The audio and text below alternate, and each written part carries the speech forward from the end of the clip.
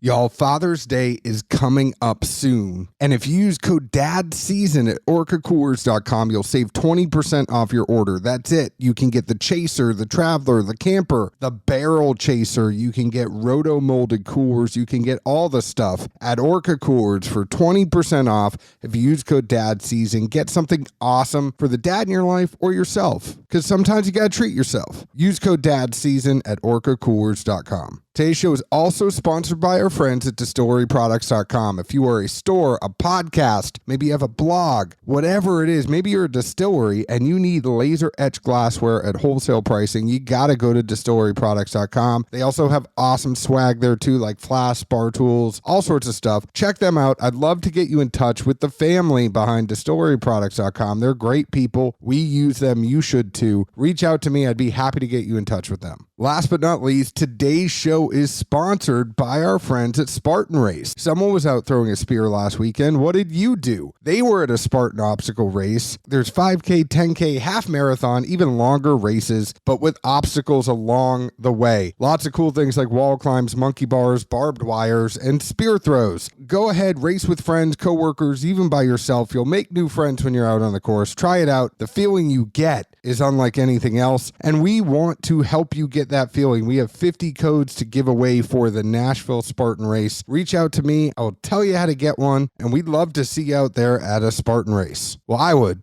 Zeke probably will be sitting there drinking, watching us and laughing. Zeke, you keeping it in my phone. You got anything? Do you have anything? Man, you got to give. Do you have anything? I'm going to keep interrupting you. My phone when I have random moments of thought. Some people have a notebook. You use an iPhone 5. It's a 12. Thank you. I'm glad you finally upgraded. Granted, I've been MIA for a while. I know. I've been struggling to put episodes out. So for everybody that is listening to this, he's been off, I feel, for like a month. But Zeke is now off sabbatical. He's back. And what great thoughts did you have while you were gone? I had a good time. I went skiing. I did some other stuff. We've been to concerts. I mean, there's just more to life than DDB some days. All right. Well, thank you. You're welcome for keeping it going while you went and lived your best life. That's why they pay you the big bucks, and I just stand here and look pretty for nothing. Oh, I'm rolling in it, buddy.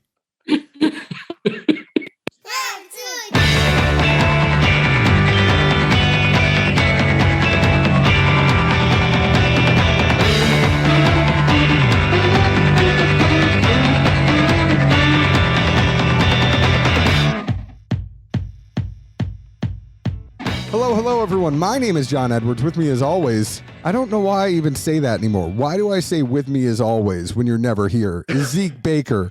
And together we make the Dad's Drink of Bourbon. Wherever you are, whatever time it is, thank you for making us a part of your day. Zeke, I did cut you off because it was the logical, funny point to stop it. But before we have our distinguished guest, I will ask you, did you want to finish a thought? No, I'll save it for later. It's like a 3-part kind of thing. It takes a minute, but so it's not one that we do with a guest on. It would just take too long right now. But back to your other point, I'm always here, John. I'm always with you. Are you in my heart? Is that what you want to tell me?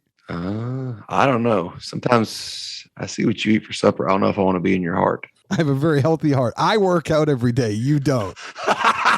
It's a good time to remind you that. But we have a very special guest today. I don't want to let this go too much longer because it is not often that we have a legitimate journalist on the show. I know he laughs when I say that. This man works at the New York Times. He has been an editorial person, whatever you call it, an editor. He's been an editor at the New York Times. He's written real books. I mean, like, this man has spoke at the Library of Congress. This man has spoken everywhere. People take him a lot more serious than they take us. And now he's written a book. He's written books about Scotch. He's written books about rye whiskey.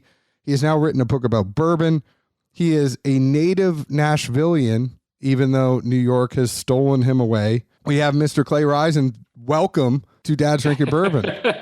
Wow, that's I feel very overestimated, but thanks. Thank you for having me.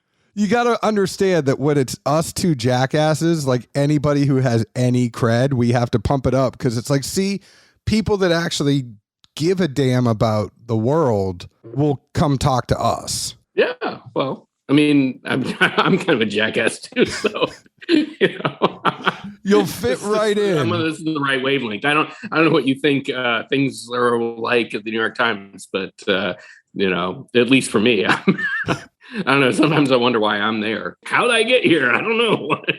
I mean, how does that happen though? Because that's a great question. I mean, you grew up in Nashville. You were here. You went to Chicago for school. You kept going on. How do you end up at the New York Times? I don't know, man. I mean, I am a lucky son of a. Well, I don't know what your standards are, so I'm not. We keep it Comedy Central, so just don't drop the F-bomb and you're good with everything else. All right, I'm a lucky son of a bitch. I kind of drifted around for a while. I don't know, I should be a teacher. My brother's a teacher. I was terrible. Teaching is really, really hard. I will bow down to teachers. I tried to do some tech work. I tried to. I was going to go get try to be serious, get an academic PhD, and just fell into journalism. And I was just lucky. I mean, honestly, like I guess I kept my nose clean and showed up on time, and met the right people. And at a certain point, some job opened up, and someone said, if you can get to New York in the next week, you can have a job at the New York Times. Well, that's cool. I didn't have kids. I mean, I was married, but I didn't have kids. We were actually just about to buy a house or look to buy a house. And this job came up. Well, I told my wife, you want to move to New York? And she said, sure, why not? So then everything kind of went from there. And, I've been very lucky because also all my jobs at the Times have allowed me to kind of do other stuff. So I mean, I write about whiskey for the Times, but I also have room to kind of just do my own thing. So I write books, I do travel around, do events and things like that. And for the most part, I think they're cool with it. No one has ever told me not to do it, which is just wait till they listen to the Dad's Drinking Bourbon podcast, and that's the thing that puts the wrench in it. Yeah, I get a call from my boss tomorrow. He's like, so this thing you did, I do keep waiting for that one moment where I really screw up and, without thinking about it. But no, I mean, I follow the rules and that's all good. But it's a blast. I mean, I'm having a blast, man. I get to write. I started as an editor, and the last couple of years I've moved over to being a full-time writer, and it's great. I was in management before this, and management is terrible. I mean, it's no worse than anywhere else, I guess, but it's terrible. I hated managing people. I hated being the guy who told people that they were bad at their jobs or, it's just not fun. So now I just get to leave all that behind. I just write, and then I have whatever free time I can carve out. I get to do the stuff I really love, is mostly drinking and writing about drinking. I'm on the management side of the tech world, so I think that's where Dad's Drinking Bourbon allows me to have that escape from that. And I totally get it. I do want to ask, because it is amazing not only to have a wife that's supportive, that lets you go. I mean, moving to New York is not an easy thing. I think it is pretty incredible to have a wife that supports you, that is willing to do that move with you. I mean, I think a lot of the people you talk to in media, in print media, in broadcast media, in television, there's always those big moves, and those big moves signal a big change. Where were you before you went to New York, and how crazy is it? Like, how long did you go in the grind? Because we were talking about it before we hit record. Those jobs at first, you're maybe making 20 to 30,000 in print media when you're starting out. Yeah. So, I mean, that was the big thing, right? Here's what happened. So my wife and I, we got married. We were, for a variety of reasons, I speak German. So, I'm sorry, that sounds weird. For a while, I took German throughout high school and college, and there's a time I wanted to go into German, like do an advanced degree. And anyway, we got married, and we got to this point where, like, this sucks. This is terrible. It's really expensive living in Washington. Why don't we move to Germany, where it's not? We'll go move to Berlin. One of my best friends from college, roommate, he had moved. And he was telling me about how great it is and how you can live on nothing. And so we were that close. We're like, yeah, let's do that, because this is not fun. And then this was and the recession was happening, and so we sort of like, I don't know, is that a good move? Is it not? We were it was I don't want to say it was a bad time, but it was because we were very lucky compared to other people.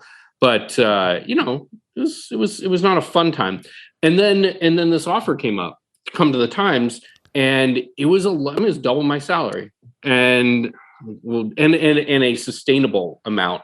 Where we were talking about having kids, and we can't afford to have kids on what she and I were making. She was making a lot more than I was, but even then she wasn't making that much money.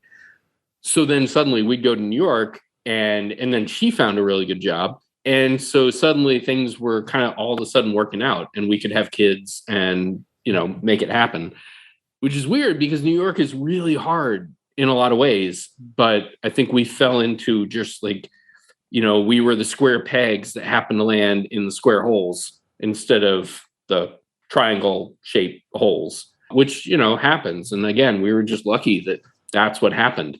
But yeah, no, I was in the grind for probably 7 years, the journalism grind. One of the things that I will say that I was lucky about, but also I was, the harder you work, the luckier you are. I worked really hard at freelance. So I would have a base job and then I would freelance a lot. So people these days, because of the supply chain problems, everyone's talking about logistics. That was my second job for a long time. Was I wrote for a magazine for the logistics industry. All sorts of stuff about logistics that at the time I thought no one cares about this stuff. And man, I know all about that. I don't do that anymore. But now when I see the headlines and people are talking about, this and that and these backlogs and these bottlenecks, yeah, I know that. I wrote 3,000 words about that. You're like, let me write an article that explains to you why such and such distillery can't get glass bottles right now. Yeah, it was stuff like that. I just like supply chain issues. I feel like that's like the code word when you're at an adult party for drink. Like if you hear that come up, you have a shot. We're all done by 10 p.m., right? Yeah, exactly. But it paid, but look, I mean, so I just hustled. I really hustled, but it was all just kind of just treading water. It felt like for a long time. So I don't know. I lucked out in the end. I am happy you did. And I only say that. I told you I don't like to talk about me once I have a guest on, but I appreciate it. I went the other way. Instead of grinding, I wish I'd thought of freelancing and doing stuff, but I think I was at the radio station way too many hours in a day to be able to freelance. But I appreciate the grind. I'm happy for you. I'm happy you got out. And I always love hearing those media stories. So congratulations. You moved on to the New York Times, but like you said, you got to do stuff on the side. And I think we're kindred spirits in a little way because you write a lot about history and you write a lot about whiskey. And those are two things that I really enjoy. What's it like doing the history stuff? And I ask you, this is all going to tie into your book that you just wrote right now, Bourbon, the Story of Kentucky Whiskey, which I really think is an incredible book, but you really like that historical stuff too, right? I do. Yeah, no, it's I don't really think about it this way, but you could say like, I've got different buckets, right? And so I write books about American history. So my most recent one was about the Rough Riders, called The Crowded Hour, came out a couple of years ago. It's about Theodore Roosevelt and the Spanish-American War and the Rough Riders. And that was a lot of fun. And that's, this sort of other thing that I do that's just, I've written 3 books kind of in that vein and a certain amount of freelance journalism around it. And that's fun. I mean, I've always been a history geek in that regard. I mean, history was my best subject in school, and I was thinking about getting a PhD in history. And, I was really serious about that direction. And even when I went to journalism, I still retained that kind of idea that, I'm doing journalism, and it's hard to write something that doesn't have a potential historical component, where you can say, here's what happened today, and here's the context, and here's why that context is what it is. It's because of history. So there's always that. And yeah, when I started writing about whiskey, I found not only obviously like everything else, whiskey has a history, but also that history and American history and whiskey intersect in a really important, deep way. And so that's always been really fun to see how those different interests of mine kind of intersect and thread through each other. And I wonder if because I used to write for, it was an internet magazine about whiskey that I'd write for, and I would do kind of the historical part of it. I would give a little bit of whiskey history. And I find in researching whiskey history, especially when it comes to bourbon, a lot of it isn't written down. A lot of it is oral history, and I found myself having to listen to these lectures and interviews and stuff because nobody was really writing books until, Lou Bryson, Chuck Cowdery, Fred Minnick. Like, it was a lot, but all that older stuff, a lot of it's just on audio tapes. Did you find that when you're researching this too? Yeah, I listened to a lot of, so UK has an oral history program right at the Nunn Center. And I mean, great, really cool stuff where they've interviewed and spent hours interviewing, the warehouse managers from Buffalo Trace. And, these folks, I mean, they have some cool interviews with marquee names, Elmer T. Lee and whatever, but also they've got these guys that you only know if you're in the industry, but their insights are fascinating, so they'll tell you, like, this is how we ran Buffalo Trace, or it wasn't Buffalo Trace, but, this is how we ran Buffalo Trace in 1950. Here's how it operated. And you look at that and go, that is, like you said, it's not written down. You'll never learn this from anybody else. But this is the guy who is there. And so that stuff is awesome. It's so good to listen to. But you're right. So on one hand, it forces you to go to those sources. On the other hand, you're listening to the guys who did this stuff. And they've got an interview with Elmer T. Lee's secretary.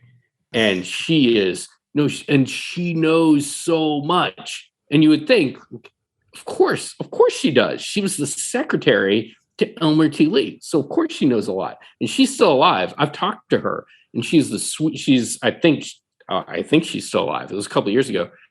She's probably 96. And she's the sweetest, nicest old woman. She lives in Frankfurt. But man, the stuff she knows about whiskey is amazing. That is amazing to hear, and it kind of makes me feel validated that I wasn't a dumbass that couldn't find the information. I mean, I think for everybody out there, it is that UK Oral History Project. There is a wealth of knowledge there, but you have to have the time. And we were talking about this before we got started, and I'll go back to it. When you're really trying to crank out and you're on deadline and you're trying to get something out opposed to writing a book, you don't have the time to sit there and go, hey, I'm going to go to the UK Oral History Library and watch all. Now, a lot of it's online now, and you can sit at home at the comfort of your own home and watch this stuff. But you have to devote hours. And they're great, but they've only got so many resources. And I don't know if they're still doing it. But now, so I've done by the by over the years. I've spent a lot of time talking to Julian Van Winkle, right? And he's, as an example, and I'm not singling him out, but just as an example, he's not going to tell you stuff that you don't ask about, because for him, it's just his job, and he appreciates that it's important. And, obviously Van Winkle is a big brand, but, I've asked him questions where, he's going, oh, wow, you care about that? That's interesting to you? It's just not there. But it'll be the same thing with, Fred No, or, you go down the line of these guys who for years were working in an industry that no one cared about, literally no one cared about. But now people want to know the history, and it's really important. Some of these folks who 10, 20 years from now are not going to be around. I really hope that somebody at UK, or if not UK, then Louisville or somewhere, is sitting down and doing oral histories with all these folks, because it's lost if they don't. And this is stuff that's really important. When we talk about how did bourbon come back, what were the mechanics of it, and how did we almost lose it, and why did it stick around? Why did we not lose it? What were the thin threads that kept things together? Those guys know the answers, and they may not appreciate that they know the answers, because for them, it's just, that's their life, and they're humble dudes who don't blow their own horns. Someone needs to get in there and talk to them and say, let's spend the next 3 hours talking about you and what you did. You listen to some of those Nunn interviews, and that's what they do. I think it's funny. I think it's very similar to Nashville. Bardstown and Nashville have a lot of similarities in the sense of there's tons of country music fans that love to know the ins and outs about country music. And you know this being from here. Mm-hmm. None of us care because it's just commonplace, like, that's the musician's gear shop over there. And that's where a lot of them hang out. And here's the bar where a lot of them hang out and nobody bothers anybody. And nobody's going up to them like, what was it like writing this song? Yeah. Because it's just everybody knows somebody in the industry here, and we know that they don't want to talk about it when they're not at work. It's the same thing with Bardstown. It's like, and it's that culture because it's just like Nashville is this concentration of country music. Bardstown and Louisville are these concentrations of distilling, and for them it's like their third generation, fourth generation. It's been in their family. They know how to do it. It's all they've talked about, and to them they're like, we do that every day. You think that's cool? I grew up, I didn't grow up in a fancy neighborhood, but there was a guy, our next door neighbor was a songwriter. We had a sort of low end, not a big time producer, but a music producer on our block, and that's just what they did. And they got in their cars and they drove to work every morning and they came back at night and, but they were a part of that history. My dad, he sold fiber optic wire and, that's cool, but that's a different thing. These, and for me growing up, I just thought, those guys, they write songs, they produce songs. That's cool. I know their kids are fun. We hang out, and in Bardstown, it's like, oh yeah, that's a master distiller at a place, and that's a cooper, and that's and that's a blender, and they all go there. And the other similarity I think is something that's very Southern, particularly Tennessee, Kentucky Southern, where you get people who are they don't talk about themselves very much. It's not a thing they want to do, so they don't blow their own horns. They don't get out and go, oh, look how big I am. Look what I did. That's so important. You just don't get that. So, and I guess that's what I was trying to say about Julian is, he's not someone who's going to get out there and push himself, although he'll do it a little bit more than some of the others. But, but most of them, all the attention is what comes to them. They don't go looking for it. And the same thing for a lot of those old producers and songwriters and musicians, maybe not the musicians, but songwriters and the producers and the tech guys, that's just their job. That's what they do. And they're lucky if they're doing it well. And that's it. I know when I was looking for a house, we looked at two different houses. Each had a songwriter there. And I was more pumped at the fact that like they had studios built in their house. And I'm like, Zeke, if I get one of these houses, we already have a studio made. Like we've already got half the battle done. But it is kind of crazy on that. I want to go back to you because we know that you have this historical side. So we've talked about that and your love for history. We haven't talked about the bourbon side. And in your book, I think your book does a great job in blending not only history of Kentucky bourbon, not only a little bit of your history, and then history of all these individual distilleries. There's everything. There's how to taste bourbon. There's how to nose it. There's all this good stuff. It is really...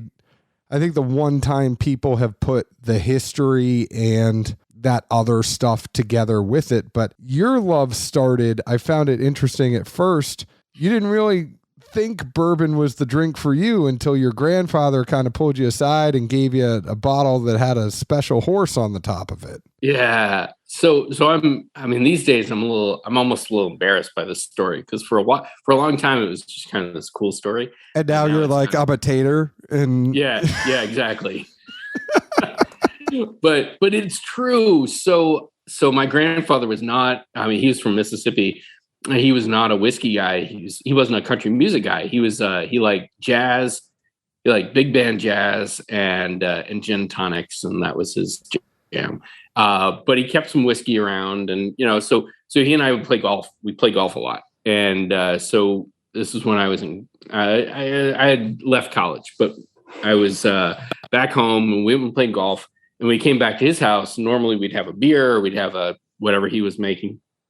And he said, do you like whiskey? I don't know. I'm a college kid or a recent college graduate. I've had some really messed up nights with whiskey. So I don't know.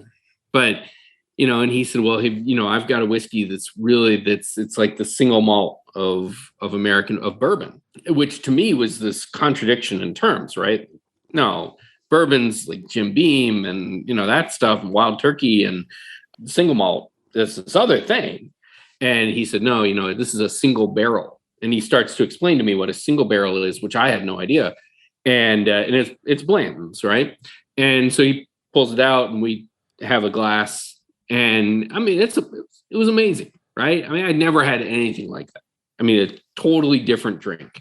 And it really set me off because, once he mentioned that, I started going to liquor stores because suddenly I was aware that there's this whole other category. I think for a lot of people, especially this was almost 20 years ago now, you go in the liquor store and you didn't spend time in the liquor store. You kind of went and you got what you needed and then you left. And so I started paying attention.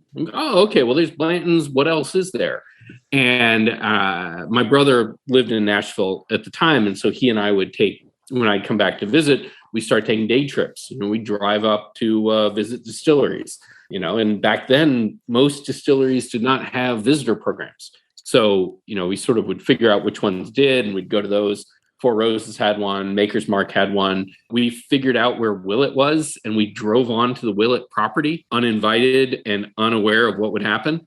And we got chased off because, we weren't supposed to be there. And someone comes out of one of the buildings, what are you doing here? You get out of here. You're not supposed to be here. And fair enough. We're not supposed to be there. But it was just a different scene back then.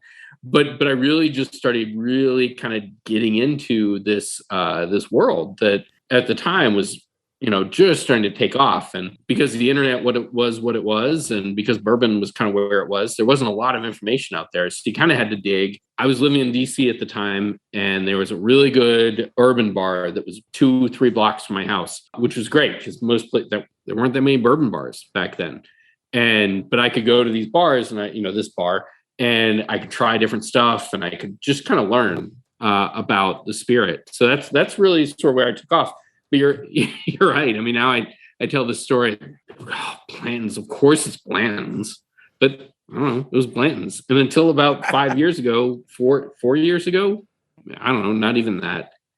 Blanton's was about $60 in New York, which is a pretty good price. Now it's $300-$400 in New York, and that's ridiculous. I think it's a little crazy too, because Blanton's, like, you saw these other things that were starting to kind of, creep up, and we know that it was the Buffalo Trace line, but Blanton's to me just out of nowhere. Like, it always used to be, okay, you could buy it for $50 and maybe you'd see it on secondary for $100, but then all of a sudden it's now like, like it's that Rock Hill Farms, all the Buffalo Trace staples, the Elmer T. Lee, what those things are going for and what they were. And I think the harder thing is for us that have been around, and you're like, Elmer T. Lee was a $30 bottle. Yeah. And it was and it was an awesome $30 bottle. It's a great $30 bottle. It's not a great $300 bottle.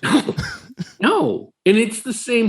And in fact, I mean, I love Buffalo Trace, love the people Buffalo Trace, but it's certainly not better than it used to be. Well, and I would argue that a lot of these whiskeys are a little worse than they used to be because, there's just pressure.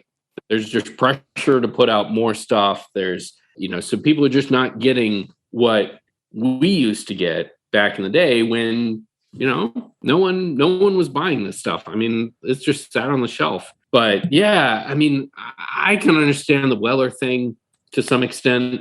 That people said, oh, well, that's the same recipe, the same mash bill as Pappy. And so you're kind of getting Pappy, but not for, less money, I guess. I mean, that's the story. But yeah, when some of these brands that they're just other Buffalo Trace brands started taking off, what is going on here? Because it didn't happen. Hopefully it won't with Wild Turkey. And to me, Wild Turkey, I mean, shit, I will drink Russell's all night long. And this is what I'm drinking tonight. Oh, well, I'm on It's great. They're barrel picks. Oh, Zeke's drinking some nice Buffalo Trace. Well, hey, that's not bad. I mean, when it's a 175, why not? I'm not knocking it. Look, I'm not knocking Buffalo Trace. They got great whiskey, but what people are willing to pay for it is insane. No, but I also think they've done the hype train better than other people, and that's the different, right? Like not to like jump too far ahead, but in the book, you talk about when Julian decided to sign the deal with Buffalo Trace. It was tough. Sure, he didn't want to, but when they bought that line, I don't think either side knew how symbiotic it would become. As far as Pappy blows up. Hey, we've already bought the Weller line. We're going to make this other wheated bourbon that's going to be associated with you just by default. Why don't you sign with us? We'll pay you a buku of money, I'm sure. I mean, it could even be like Jordan with Nike. 1%.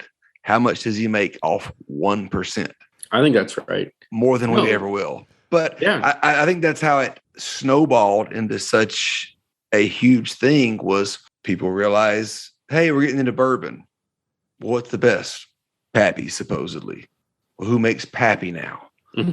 Buffalo Trace. Thanks, Wedding Crashers. Well, what else do they make? Like, what else do I buy? Because I obviously can't get Pappy, but the same people make it. So they must make exceptional whiskey. It's all guilty by association to a degree. But I'd say, and not to cut off our guest here for a second, but I think the crazy thing about Buffalo Trace that doesn't get talked enough about is their distribution model. And that's what sets them apart from a lot of other people. And the reason that they actually go, the normal bourbon drinker doesn't realize that Buffalo Trace is going out and Sazerac is going out to brands and saying, hey, we don't want to acquire you. We just want to acquire your distribution. And they're doing these deals because their distribution model is so solid that they're not only making buku off of Weller and Eagle Rare and Buffalo Trace and Pappy and all that other stuff, but they are running other brands' distributions and getting the vig on that too. Well, and look, I take a long view on this too, and where I think as much as I like some of these brands, and I wish they didn't cost as much as they do, I am okay with that being a thing as long as there is a trickle-down effect. As long as you get enough people who then go and try other things. The fear I have is that people say, oh, well, I can't get Weller or I can't get Eagle Rare. I'm just not going to buy bourbon. As long as people say, oh, that stuff is stratospheric, but I hear Wilderness Trail is good, or I hear Four Roses is good. That's great, right? I almost think that's kind of where, obviously, Buffalo Trace bankrolls a ton of money. They're huge. But they're also scarce, but they still price well. I mean, I got this 175 of Eagle Rare for $64.99. Well, that's a good price. But retail, their prices are great. That's like the whole mind, the word we don't say on this show, but but that's where it really ropes people in. Is if I can find it, it's as cheap, if not cheaper than half the stuff I don't want to drink, but I still can't get it. And then the mind just spins more and more of yeah, no, sure. No, it absolutely is. I just hope that there's that it fertilizes the landscape. But I remember being there on a pick. What was it, last summer? I think John was up there with the Legacy people, and Freddie took us on a tour, top notch, amazing. You can't say a negative thing, period. But they did allow to tell us that even before the whiskey gets bottled, they're already cash positive. They take all the used grain, sell it to all the farmers. They're cash positive without selling a drop of bourbon. Wow. Well, that's why Bardstown Bourbon Company was cash positive day one. With the contract distilling all that other stuff. Going back to this, though, I think the bigger problem and what Clay was kind of talking about is everybody talks about the 3-tier model and how that's broken and all that other stuff. But I'll throw out an alternative. You have a Texas, California, and Florida problem, and then you have the rest of the country. And the distribution in Texas, California, and Florida is so great, and brands have to pander to those markets It's why everybody always says, oh, yeah, I can find Weller in Texas. They're at every spec. So, of course, because brands know if they don't keep Texas happy, that, Texas alone could make or break a brand. California and Florida can make or break a brand, especially these NDPs. And I think that's the bigger thing is that, you think like Kentucky and Tennessee, these two states would always be taken care of, but they're not because of necessity. Yeah. Well, not to really be too ADD, but I'll forget it if I don't bring it up now. But I mean, I did catch in the book, obviously, I read the Willet section. I never knew that Johnny Drum stemmed from a California grocery wanted a private label, which it's Trader Joe's. Read. Yeah, Trader Joe's. That was the $2 chuck of bourbon. Yeah, they were contracted to make Johnny Drum for Trader Joe's when Trader Joe's was just a California thing. That's crazy. Yeah, that's where it came from. I mean, and great fact, but way to wreck the conversation, Zeke. But continue, Clay. I would have not remembered that period. You know that. No, that's one of my favorite facts about weird stories about bourbon. But yeah. No, I mean, that's the fun shit. So yeah, most folks by now know I'm pretty ADD. So if I go across the board, it happens. I will. Whatever. I'm good with that. Going back to what you said about Freddie, though, Zeke, and I think it's important to mention, I mean, when I said Clay's book has a little bit of everything, and that's what I love about it. Not only do you have the stories of different distilleries, so you have the old guard broken out, and then you kind of have this new brands come in with those brands like Wilderness Trail and Castle and Key and the up and coming brands.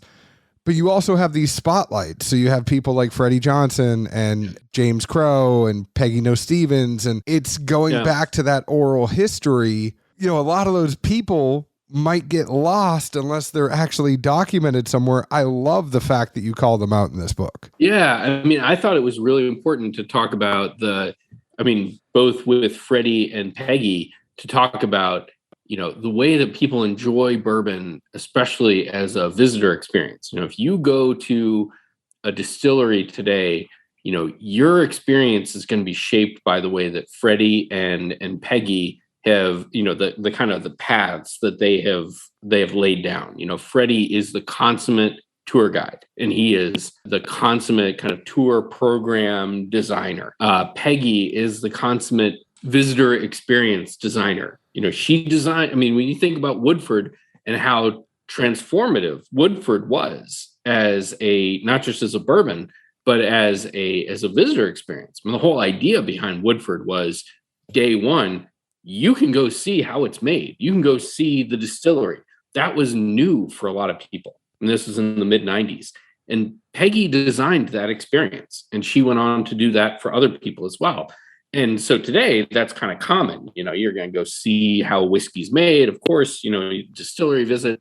That's Peggy's DNA right there. And so for me, that was really important. It's true for a lot of the book. I wanted to say, it's not just about the people who make the whiskey. It's about the people who make the equipment that makes the whiskey. It's about the people who make the barrels. It's about the people who, grow the grain. I think one of the best tours that you can take is not a distillery tour, but is an independent state. You can take a tour of their barrel factory or, their cooperage in Lebanon, and you will learn so much about how whiskey is made just by taking that tour. And you will see a side of whiskey making that you do not get from any distillery. And it is awesome. I think ISC is one of the coolest companies out there. We kind of take it for granted that, oh yeah, there are these barrels and, whiskey goes in them. The knowledge and the same with stills. People look at a still and they go, oh yeah, it's made of copper and it's kind of cool. But Vendome is the world's greatest, I think better than anything in Scotland. They are craftsmen. Unfortunately, they don't offer a tour. They should. But if you can get into the Vendome, it's not a factory. It is a workshop. These dudes are in there and, they have a rule. It takes something like 5 or 6 years before they will let you touch copper at Vendome. If you start out as an apprentice, they will have you working on steel. They'll have you working on other stuff. You don't touch copper until you are really ready. It's that sort of a old school apprenticeship workshop kind of model. It's amazing because then what they produce is what everybody uses. That's a part of the industry that people just don't quite get the depth of if all they do is take a distillery tour. It's also the reason why there's a 6-year wait list to get Vendome.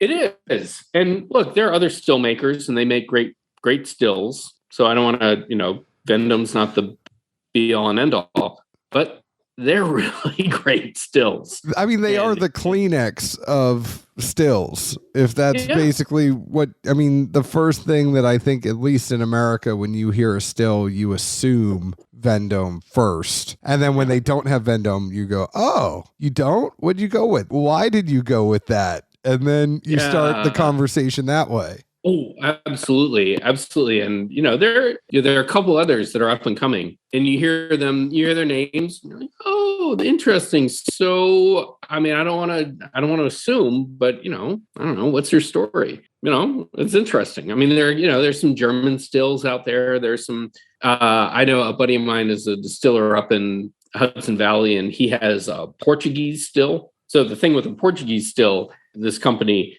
they're one of the only ones that will make a direct fire still. So Vendome does not make direct fire stills. So if you want a direct fire still, you've got to go to Spain, Portugal, France. So that's that's kind of interesting. And he's got this old school. He has to seal it with mash. So he makes a glue out of his mash and seals it up. It's super cool. Have you been down here to Company? So it used to be H. Clark, and then now he's with Company with Jeff Arnett and Chris Tatum, but H. Clark and Thompson Station. Yeah, so Jeff, when he left Jack, he started Company Distilling, and Heath Clark is going to make all their gin. He has a distillery in Thompson Station. He has a brandy still, and it is a direct flame. And he makes killer gin. It's some of the best gin you've ever had. Zeke has picked a couple of barrel-aged gins from down there. He loved those, but it is a direct, it's an open flame underneath. They actually just posted a picture on Instagram tonight of them lighting the flame. So it was funny that you brought that up. The other thing I was going to say real quick, and then I'll shut up. I find a lot of people now, it's like the intangibles that make them pick a still that's not Vendome. So when you ask them why they picked a different still, they said, they offered to come out and basically sit with us for 2 months and teach us how to use it. And then that's why they went with that other, so it's almost like that white glove service that makes them pick somebody else. Yeah, that's legit. And at the end of the day, tools are important, but how you use them is the most important thing. Well, that on the line of stills, didn't Willett rebuy theirs from some random place in Mexico? Like they sold it off. They had to buy it back, right? Yeah. I looked for that in the book. I didn't catch that part. They had to do that. But back to the Cooperages thing, because I did see that towards the back of the book. Slowly that train's moving faster in the sense of people recognizing anybody can make juice. It's what you put it in to a large degree. John and I joked about it. We talk about it on other shows, but you do kind of wonder at some point, when do you quit worrying more about who distilled it, what the mash bill is, but your first question is, well, what'd you put it in? Yeah. What cooperage, what char? And where did you age it? How long was it seasoned? All those things to where 10 of y'all could go cook some juice. That's fine. Well, look, it's why those wild turkey geeks, and I'm one of them. I'm not, why us? They are warehouse specific. Which warehouse is it from? Which site is it from? And if you don't know the warehouse, if you don't know the distillery, tell me about the warehouse. Did it sit up on a hill? Was it down in a valley? Was it next to a creek? These things matter. And the distillers and the warehouse managers, they know this. But it's only now that I think, whiskey fans, they're really starting to dial into these things. So it's barrel management, it's barrel type, it's, where did it sit? What did tell me about the rick house? Is it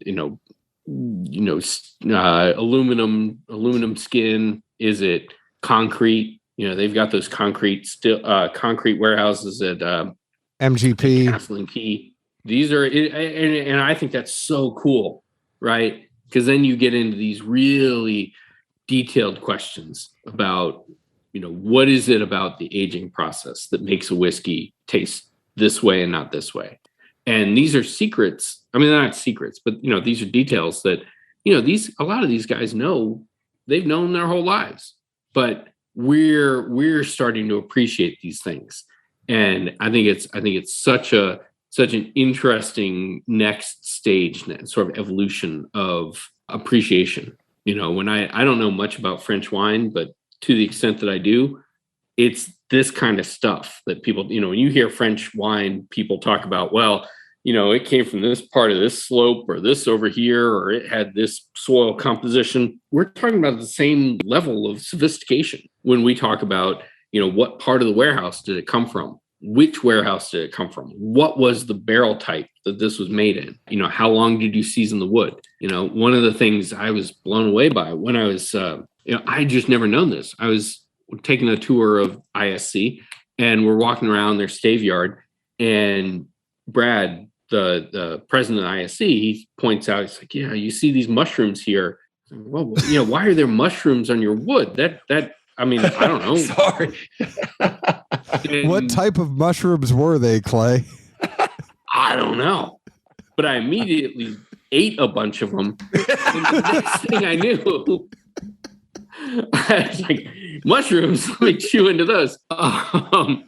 When I came down from my high, so let's pick up where we started. You were like, I felt like I was in the fermenter, feeling the pops. Suddenly I was one.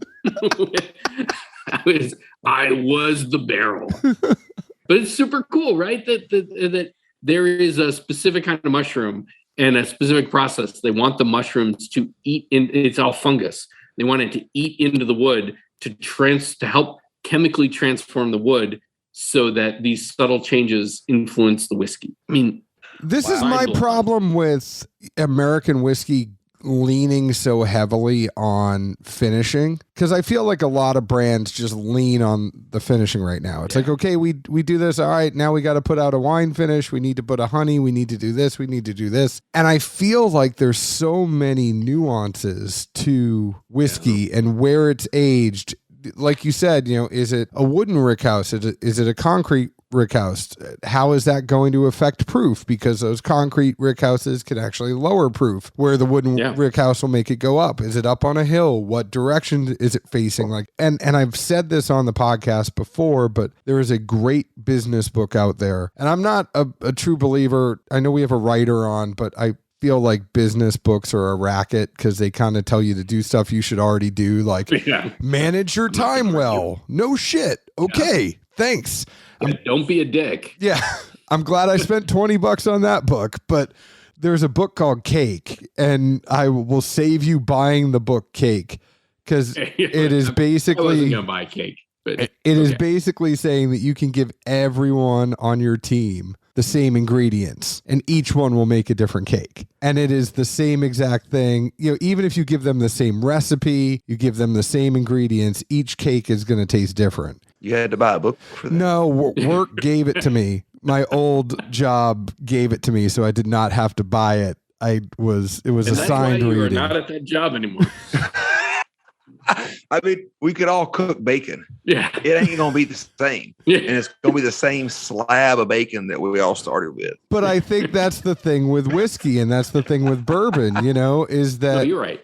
Is that you can give everyone the same ingredients. You can tell everyone to use the same still, but there are so many different variables of how that whiskey is going to be affected that you could try to control everything you can. But part of it is still, okay, I know if I put it on this floor, it's going to get hot and I can't leave it there too long. I know if I put it on the lower floor, it's going to be cooler and it's going to take a little bit more time. I mean, there's things that you can kind of know and you can make those intelligent guesses, but then there's still a kind of like, well, I'm going to cross my fingers and hope, I'm gonna be honest. I've had very few finished American whiskeys that I've liked, and for the most part, I feel like they are just covering up mistakes. You know, you can do a lot with a port finished bourbon. It's probably cruddy bourbon to begin with, and then you get some port finish. I mean, I know some people that's not their thing. They actually are making some cool experiments, whatever. But I still, there are very few out there where I've thought, man, this is a better whiskey because they did this thing, and especially bourbon. I don't think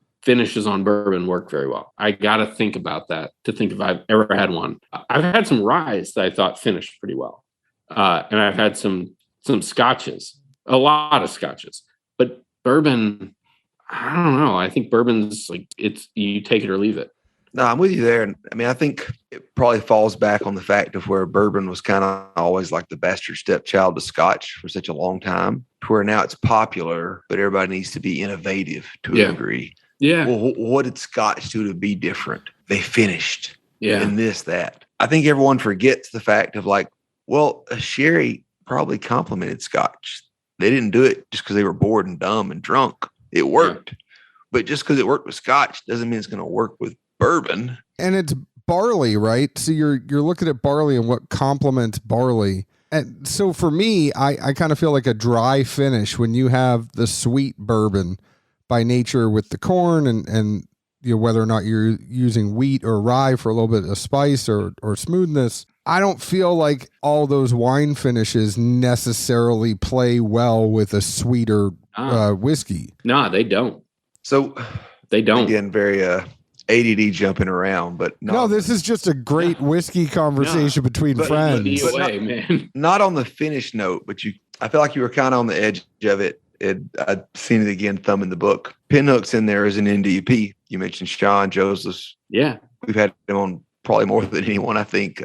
Good friend. Oh, cool. But you lightly talk about blending. I don't mind telling people I think that's the next wave in bourbon. Yeah. Or American whiskey, whatever, however you want to look at it, because it's going to happen with rye. It's going to happen with various mash bills. Maybe they don't call it bourbon, but I think that's maybe the next wave. But I think it's a better solution than finishes. But I wonder where you see that going as I agree trend. 1,000%. I think that it's a matter of both sides getting a little more sophisticated about what they do, right? So on the one hand, I mean, and I think there's some very talented blenders out there. I think whether it's Sean or you know, Freddie No at Jim Beam is super talented. Dude, he's doing crazy things. He's doing crazy stuff and really good. Like Little Book. I love Little Book. I love what he does. And even if I don't love each version, I love that he does it. Right. Yeah. He's just pushing the envelope every day. Yeah. Yeah. And it's great stuff. No, I agree. I think that is where the next move is. And I think we'd be there if blending didn't have a bad name. I mean, if the word didn't have a bad association in America, we would already be there. But the fact is that for a certain generation and a certain type of drinker, blended bourbon, blended whiskey has a bad connotation. So I think we have to work through that. But for the people who are willing to just set that aside, the world is their oyster. You know, you can do so much cool stuff, especially if you're able to access barrels from different distillers that have crazy different profiles, and you can sit down and create cool stuff. At least in this country, you know, we don't appreciate blended Scotch the way we should. And you look at what Scotch blenders do, and they have somewhere like Compass Box, you know, they have a library of whatever, 700 different barrels or whatever it is. And they're able to say, we're going to pull some of this and some of this, and we're going to make this thing. And it's going to be awesome. Right. That is possible with bourbon. And that is possible with American whiskey. And it's, all I'm saying is I agree with you, because I think that's where things are headed. And you see those little operations, whether it's Freddie doing it within Jim Beam or Sean doing it on his own, Barrel Craft Spirits, those guys doing a killer job with their stuff. That's where we're headed. So yeah, I agree. I think and to me, that's sustainable because you can see how that works, right? It's not just a flash in the pan. It's like, oh, well, if you're a distiller, maybe you make your whiskey and you put it in your own bottle, but maybe you also sell it to folks like Sean or you know, Joe over at Barrel or whatever, and they blend it and they make their stuff. I wonder if Joe and Beryl, how detailed have they kept up with what they've done? Because they've done a ton of blends, and they're all over the place. Yeah. None are bad. Some are amazing. Some are whatever. But you can tell they have fun with it. They're creative. But I feel like at this day and age, that guy, he's up here because he's tinkered with more juice than most people, and he's seen the final product. Yeah. So he knows, I wouldn't do that. I wouldn't add those two. Why not? They taste good. They won't in a month. Yeah. Joe apparently has relationships with 60 different distilleries. He draws on juice from 60 different distilleries around the country. Now, look, I mean, he's getting a lot of his juice from MGP and Dickel and whatever, but he's also got flavoring, these accent notes that he can get from different folks. The folks at Lost Lantern, have you ever come across them? Yeah, they reached out to us in the very beginning, and we wanted it just didn't work out. It wasn't anything bad, but yeah, they do cool stuff, right? So they go both directions, right? So on the one hand, they do barrel selections from distilleries that maybe you've heard of, but they're like some up and coming California distillery, right? So they'll do a barrel pick. I mean, essentially it's their branded barrel picks, but then they also do vattings. I mean, it's their fancy term for blendings, but they'll bring people together and they'll say, these 6 distilleries, bring your barrels and we'll blend it together and we'll come up with something cool. And they put out these vattings. That's awesome. And that to me is it's a little different from what Joe's doing. It's a little bit more like crowdsourcing, but again, it's that same model. It's that same idea of let's not just talk about this distillery or that distillery. Let's see who can bring them together in the best way. I think that's what's actually going to change things, because I feel like right now blending, and I'm going to take this a little bit of a different way. I do feel like the rise of the NDP, people have been leaning on blending to say, well, we're really good blenders as a way to justify the NDPs. Economically, marketing wise, it makes sense. I'm not knocking it because I think there is a lot of talent in blending, but I almost feel like the market has shifted a little bit out of necessity there. But at the same time, I would say that there are people that are pushing the envelope with blending that are really doing amazing things, and it's all the stuff you two have talked about right now. I feel like we're just at the surface of what we are going to do as an industry in blending, and I can't wait to see where that goes. I could not agree more. I mean, I think that's where things are headed. So in full disclosure for everyone, because I end up spilling the beans anyway, I had to switch. My iPad died, and then I went to something else, and we were talking. I mean, I say like, hey, I'm going to make this sound seamless. Don't worry. And then I'm like, no, let me just tell you what happened. But we were talking about a brand in the break where you can actually go ahead and design and blend online. I mean, it's really something I think they were doing now for like groomsmen gifts and stuff like that. Yeah.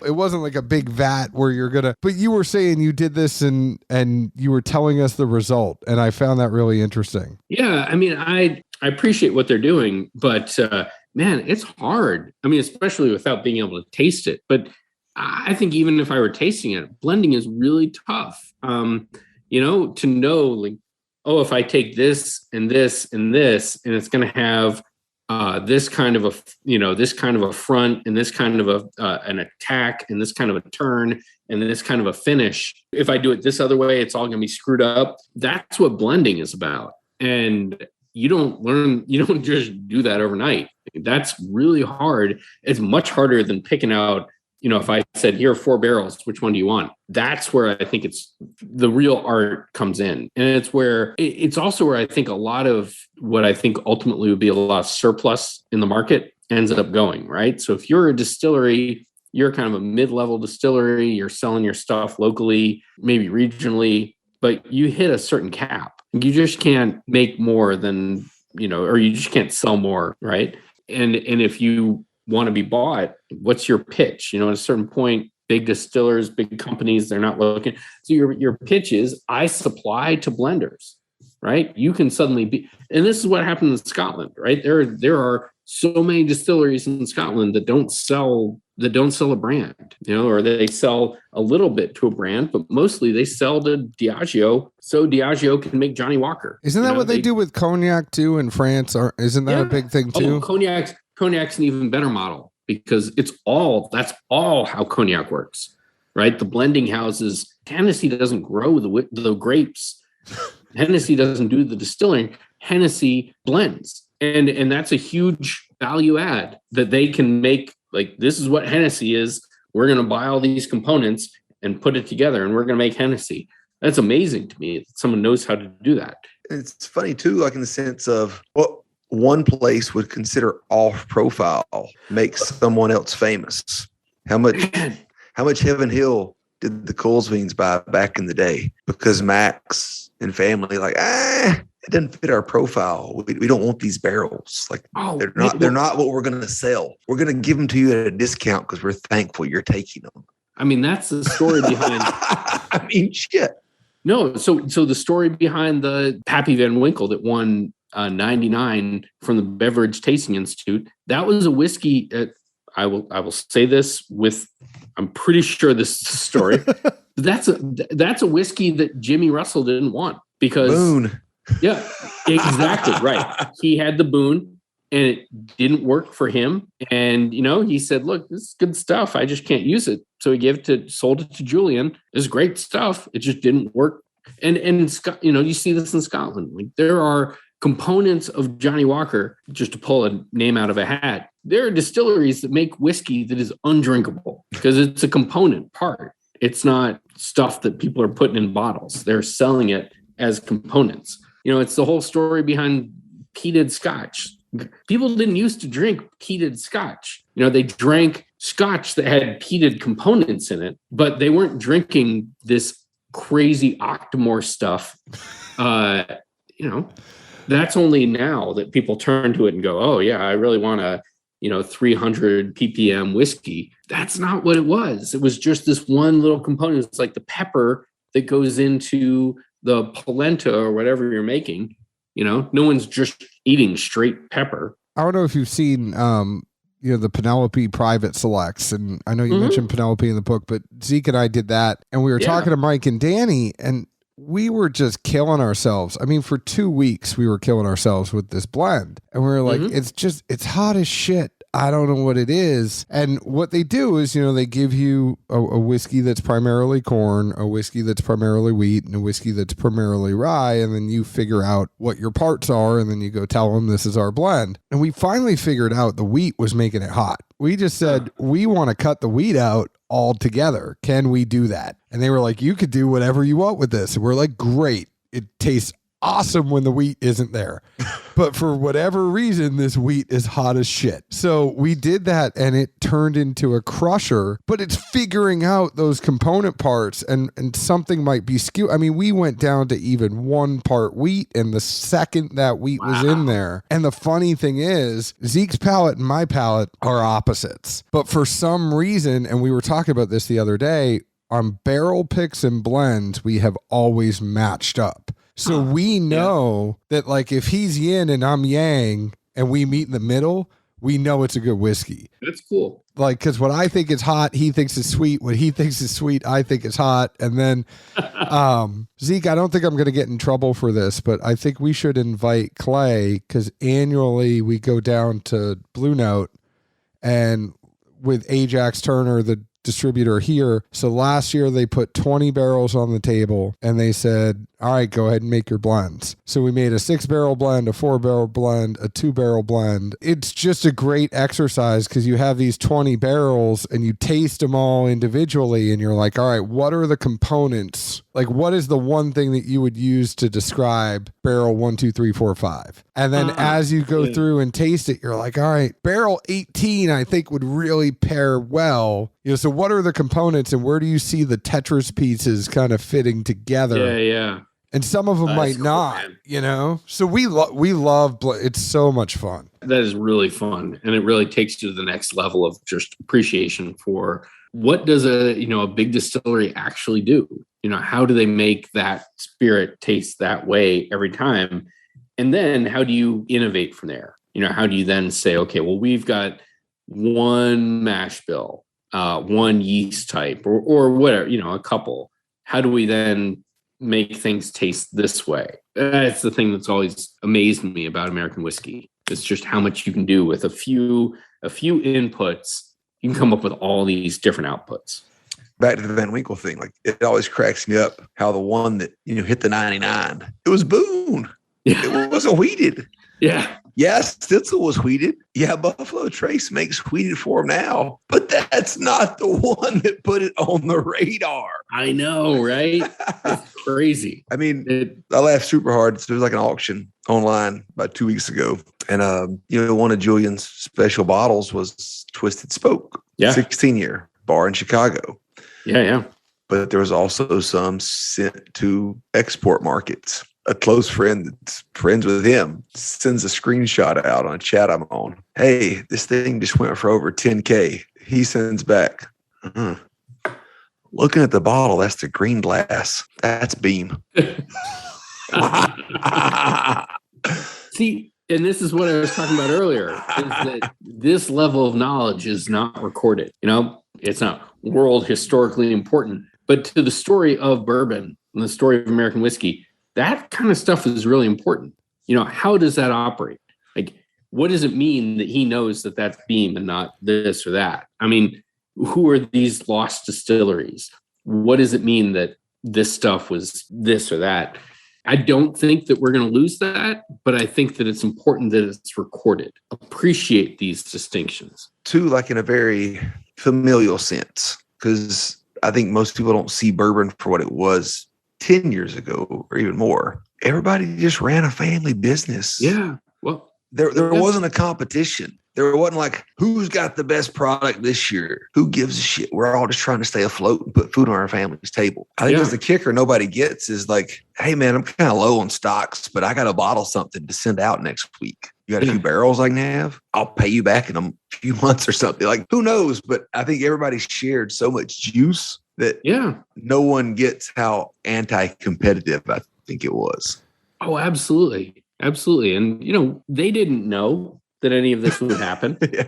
So they're sitting there going, I've got to fill a pallet to send to Japan because the only people that like my stuff are in Japan. So I'm shipping out and I need this amount of juice or some glassware or whatever. And, and hey, Julian, can I borrow that? Hey, Marcy, can I borrow this? And, people they're not thinking about that moment where suddenly everyone turns around and goes, you have the coolest thing in the world. A couple things to jump in on that. Number one, I always go back to Zeke and I had kind of figured out. So this MGP just rush, right? All of it was distilled from September to November of 2006. If you think about the stuff that people really loved, well, that wasn't even MGP at the time. I mean, yes, it was, but it was LDI. Yeah. And the other thing that I keep going back to, and I feel like I've been like on this soapbox for Tennessee for a long time, and I hope that, you as this esteemed writer will take on this mantle along with me. But because of the way Prohibition was in Tennessee, and Prohibition didn't end until 2013 in Tennessee. Yeah. And the fact that they had to go county by county, and you think of where Tennessee is, and the reason I love covering Tennessee and talking about Tennessee is where Tennessee is now is where Jimmy and Elmer and Booker and all those folks were back in the day, because they just got to start to distill in 2013. Unless you're Jack or unless you're George or unless you're Pritchard's, you're at this time right now where people are helping each other. So like that golden, quote unquote, what you talked about, the golden age and the old guard, all these people right now. I mean, I had a conversation, I don't think he's going to mind if I say it, but I had a conversation with Chris Fletcher at Grains and Grits in November. And we were like, the one thing that's going to put Tennessee on the map is when LTOs start to pop up, because that is the difference right now. Tennessee's putting out all this whiskey. They're getting their regular stuff out. There's not enough LTOs. And then if you think about what happened with Jack, they dropped 10, they dropped Bonded, they dropped Coy Hill, they dropped the Heritage Rye. Yeah. I mean, the move that Jack, the evolution, let's say the movement of Jack over the last year or two into this space, I think is really indicative of where Tennessee whiskey can go. And Dickel as well. I mean, I know a lot of people crap on Dickel, but Leopold Brothers, the Bottled and Bond, the Cascade Moon. The fact that they've won multiple, that especially under Nicole, they have won multiple top 10 awards. Their deal with Leopold Brothers, that collaboration was off the charts great. They've got innovations coming out, and they're going to keep with that. And then the Jack stuff that's coming out, the really dialed in, the impact of Coy Hill will resonate for Jack and lead them, hopefully, down the line to more and more of that sort of stuff. That's a game changer for them, and it's a game changer for the state. I think the biggest game changer is going to be, so right now it's like you have Cascade and you have Jack. And for those of you that don't understand, Cascade Hollow is Dickel, but so you have those two, and then you have these mid tiers, right? So the mid tiers is going to be your Nelson's Greenbrier, your Old Dominic, your BR Distilling, so your Blue Note, those kind of distilleries in the middle right now. And then, Tennessee has the Moonshiners, and Moonshiners have some good whiskey and some really good moonshine. And then there's some NDPs here in Nashville that are doing good things too. But once those mid tiers, once those LTOs start popping out of those mid tiers, that's when people are going to go, oh shit. And Chattanooga is probably going to be one of the first ones to pop out of that. I actually think I would put them, there's something, I don't know those guys at all, but there's something about Chattanooga that really sort of does scream that kind of next wave. It's that Tennessee high malt. Their distiller actually came from Boston Beer Company. He does a high malted whiskey and just has a different way of looking at it. So if you love a stout beer and you love some chocolate malt and you love some other stuff in there. I mean, I love their stuff. I think they're great. They're great stuff. They're making great stuff. I also think they have their eye on the ball. Yeah. In terms of where things are going. Not that others don't, but I think those guys really do. And I think they really care about, there's a difference right now about the people that really care about distilling it themselves and experimenting. So like the thing about Chattanooga is they have that experimental distillery. So they're still pushing the envelope. They're like, all right, we have our core products, but we're pushing and seeing what those other things could be and constantly trying to innovate. And I think the key to most distilleries right now that are successful, and I love the way you break it down in your book, and I'm trying to bring it back to your book because that's why you're on. But I love how you have the section of the old guard. And I think any distillery that comes out right now that tries to go up against the old guard is going to fail. You're not going to out Turkey. You're not going to out Heaven Hill. You're not going to out Beam. There are these things where it's like, okay, if you're putting out a regular mash bill like all those other guys are doing and you're doing it normal, it's like, all right, yeah, you might have some local success, but you're not going to build a sustainable brand. But if you're doing something different, if you're blending, if you're bringing in other stuff, you're collaborating, you're also saying like, all right, what other stuff can I put with this? Maybe it's a distillery that hasn't even thought of like distilling 3 different mash bills themselves and blending it together. Like we don't know what it is. That's absolutely right. And it's why I think you look at the ones that are really successful in Kentucky doing what they're doing. And it's guys like Wilderness Trail. What does Wilderness Trail do different? I mean, Wilderness Trail has an in-house laboratory, a for-profit in-house laboratory. It's the whole thing is about those guys' understanding of yeast. I mean, they are masters of yeast. And, so everything they do is about iterating with that yeast and making sweet mash and making really cool, interesting versions of that. That's different, Well, plus the behind the scenes things too. Like, they're very smart financially. Yeah. They build extra ricks. Yeah. Hey, you want to age some juice? Because no one else has space for barrels. We'll hold them. Yeah. We just charge you a nominal fee. Yeah. Who wouldn't? But I mean, no, you're right. Pat's effing really smart. I'll just leave it at that. Yeah, no, those guys are super smart. And the guys at New Riff, super smart. I mean, those 2 distilleries alone.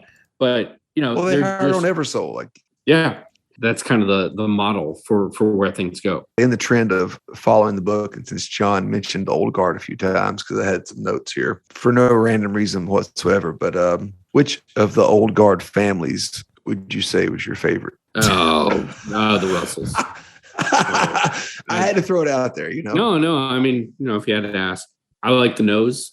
The Beam nose guys, they're nice, but if you had to ask what's the favorite, I mean, the Russells are just, I just love Wild Turkey so much as a distillery, as a set of whiskeys, as a story. It's fantastic. And I think what they've done is just unparalleled. We love the Russells. Like, they are amazing people. My fan crush on the Russells is not the reason why I talk about them a lot in the book, but I do believe that Jimmy Russell, especially at this moment, embodies everything that is great about American whiskey, and the brand generally. That it's this intersection of heritage and real respect for tradition with an open eye toward innovation, and that leaves up so much room so that you get brands like Wild Turkey and Jim Beam and Four Roses and these places that have long stories behind them, but also are incredibly innovative and doing really cool stuff, and not at all closing the door to distilleries that are starting up and doing really interesting things. So, you get this fan base as a result, people who love, old school Wild Turkey, but they also want to know, I mean, I'm sitting here, I'm drinking Blue Run, people who want to know what Blue Run's about. There's this wide open space. And I think it's because of guys like Jimmy that make that possible. Easily, like, he's just a perfect figurehead. Like, he's great. He's also just such a nice guy. The Beams have been around for forever. Admittedly, I do love Beam. Yeah, I love Beam. And Fred and Freddie are great guys. But I feel like at the same time, it was kind of always such a big family and operation. Like, there were a lot of people paddling the ship, so to speak. Yeah. Whereas the Russells, not so much. Yeah. Will it? Like, Evan doesn't go buy all that random old booze in 84. What do they make their name off of? Like, that started it all. Yeah. And nobody wanted it. Like, they told him it was shit booze. Why are you buying it? Look at him now. Yeah. I mean, he's laughing all the way to the... So I will keep the trend of old guard and following the book to new establishment. What's your favorite up and comer? The hell are you doing? What's your favorite?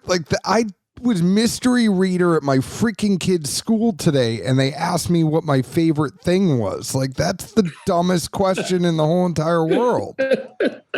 What's your favorite distillery, buddy? We all have distilleries we're behind, right? But you like something that I don't. But that's an unfair question to him, because he's got to write on things and people are going to get pissed off at him.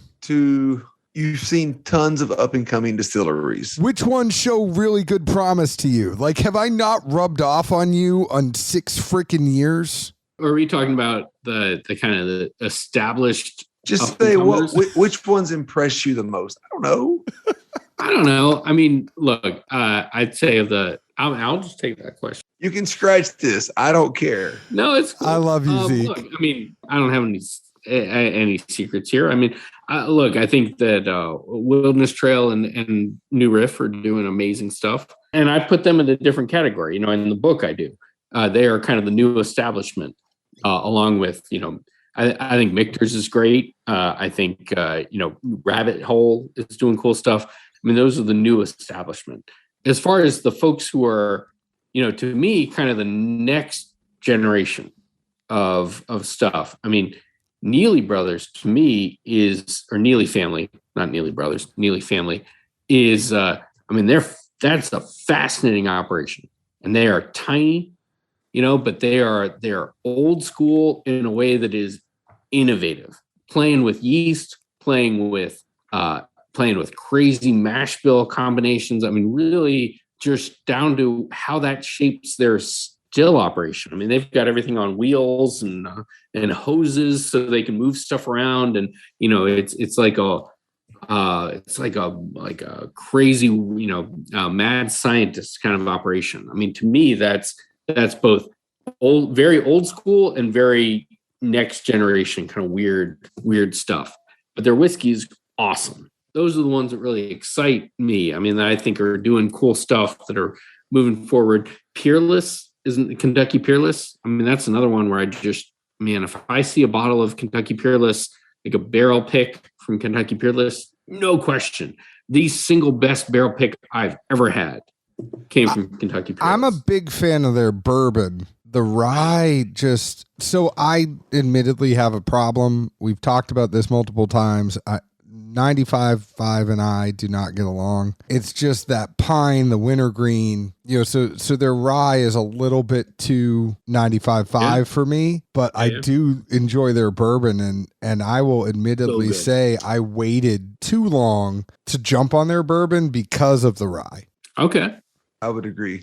I haven't said it on this show, and I need to say I do love their bourbon. Their bourbon is out of this world. Now, I happen to like their rye, but I see what you're saying. Totally get it. Totally understand. And when I say the best barrel pick I've ever had, it was a bourbon that they had. They had done their own barrel picks at the distillery, and you could buy them at their store. And it was a bourbon, and it was like a Snickers candy bar. It was awesome. I'll correct myself. I'm going to Nick's favorite for excited. You did better than me there. There's a lot. I think he answered that. And I know, it's about midnight for you there, but I do have to ask, and it's something that we had talked about previously. I said I was going to bring it up for you. You've done all this stuff with the New York Times to the point now where you have taken over obituaries. That move, was that a move you did, or was that a move? I swear I'm going to bring this back to the book. No. Was that something you wanted to do, or did they come to you and say, this is a void we have? Both. It was both. So I was editing, of all things, I was editing politics coverage, and I was editing the 2020 election, which was, that was scarring. That sucked. And you're like, that killed me, so I'd rather just write about dead people. Yeah. My colleagues were great. The people I worked with were awesome. But the topic was, I don't know. That was a terrible, the 2020 election was, I think that was probably scarring for everybody in America. That's when John lost his hair. Yeah. No, I lost my hair when my daughter was born, but that's a different story. So I was looking for something else to do, and I was talking to, we have kind of an internal HR person, and she said, well, we need someone to write obits for a little while. Do you kind of want to do that for maybe a bit? And I said, well, yeah, that would be awesome, actually, because it's different, and I get to write, and that sounds fun. And the obits department at the Times is this sort of weird world where they tend to take older journalists and people who are kind of toward the end of their career, but people who really know how to write, who can really turn a phrase, who can really, they put a lot of emphasis on the ability to write something really cool, right? So I was a little intimidated because I don't know if I can do that, but it was this world that I wanted to be in. So they said, do you want to do this for a little while? And I said, yeah, absolutely. Yeah, that sounds great. And so I started doing it. It was awesome. I loved it. And right from the beginning, I didn't know, I figured I would, but I didn't know what it would be like. And I ended up loving it. Every person is a story. Every person is a human being, but then they also have a world that they inhabit, so whether they're a dancer or a scientist or a civil rights leader or a politician, that they have this world. And so I got to just everything that I dig, I got to do, history and writing and biography and interviews and all this stuff. 6 months after that, the internal HR person came back and said, yeah, so you're done. You want to go do something else? What else do you want to do? I kind of want to do this for a long time. And she was just, really, that's what you want to do? So yeah, I don't ever really want to do anything else. This is great. So that's what I've done ever since. And it's awesome. I did the last couple of weeks, I've done, Gilbert Gottfried. I did an obituary for orthopedic surgeon for the New York City Ballet, so the guy who fixed all the feet of all the ballet dancers. It was fascinating, right? I did a civil rights worker. I did, a physicist. It's one thing. To me, it's like Quantum Leap, the old TV show. Every episode, Scott Bakula is he's a suffragette, and he's a president, and he's an astronaut. But he drops into these worlds, and he doesn't know who he is. He's got to figure it out. And then by the end of the episode, he's got to solve whatever the issue is. It's kind of like that for me. I get assigned these stories, these people, and I've got to tell their story pretty quickly, and I've got to figure out who they are. So I don't know. It's great. It's awesome.